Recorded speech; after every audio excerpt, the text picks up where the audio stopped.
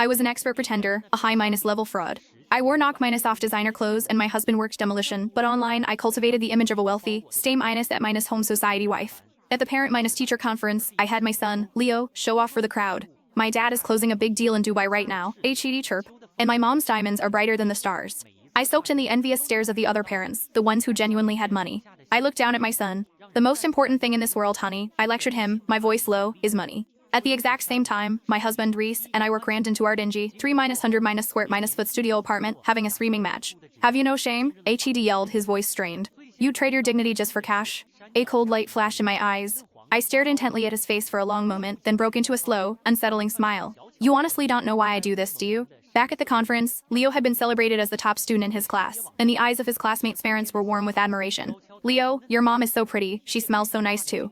Leo beamed, lifting his chin and clutching my hand. Of course, my mom is the best and the most beautiful. The other parents were excessively friendly. Mrs. Davies, Piper's mother, fixated on the Vacker and Constantine bracelet, it splurged on a costly replica, and gave me a skeptical once minus over. I held my hand out, letting her get a good look. Reese picked it up for me during his last trip, I said, smiling easily. She nodded, then asked, Maya, where do you live? The Heights. The Heights was the respectable, upper minus middle minus class neighborhood tied to the school. I shook my head, my face an impassive mask. I live at the Somerset Towers. Mrs. Davies audibly gasped. I heard the rent there is insane. Your family must be loaded. I spoke in a casual, airy tone. It's fine. Just an 8 minus figure place, nothing too crazy. Another ripple of astonishment spread through the group. After the usual pleasantries, I deliberately took the 15 minus minute to tour through the Somerset Towers before making the long, quiet trip back to our 30 minus square minus meter rental. I sighed, carefully tucking the fake bracelet away in a small, bolted safe. I held Leo's hand and asked him, if a friend wants to come over tomorrow, what do you tell them? My son nestled against me, blinking his big eyes. He gave the practiced response. He'll tell them I have 1 minus on minus 1 tutoring all evening, and I can't have guests.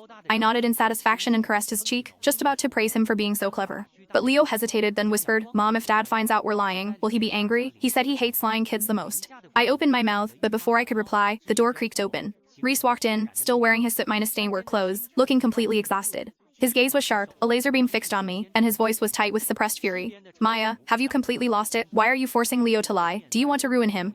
I met his stare with a cold, even one of my own. This is how I show him love. His eyes were red minus rimmed, and he looked at me like I was incomprehensible. The card you ran up 60 minus $8,000 today. What on earth did you buy? My expression didn't change. A bracelet. He started to tremble, choking on his anger. That's our rent for a year. And my medication, the electric bill, the tuition, none of that is free. Maya, for the sake of appearances, you're throwing away everything we have. You've completely lost your sense of self. He raised his voice, a mistake. I turned icy. That was my savings. I'll spend it however I want. What business is it of yours? He recoiled, clutching his chest, a look of pure disbelief on his face. How could you change so much?